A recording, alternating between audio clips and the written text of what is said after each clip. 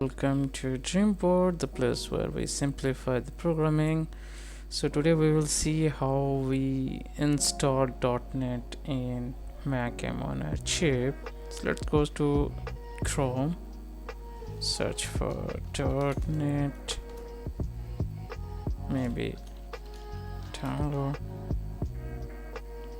Click on the first link you have. Select download .NET SDK M64 Apple Silicon.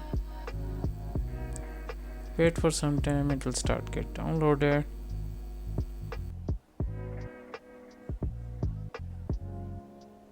So yeah, my download is done. Let's click on open. It will open the installer. Continue, install.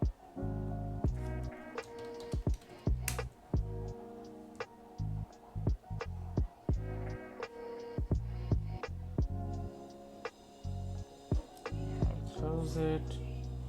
We'll move this install to bin, and meanwhile we'll open the terminal to verify whether it has installed or not.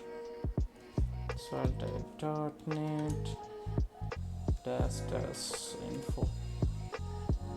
Yeah, it has downloaded .NET and also installed the package in my Mac.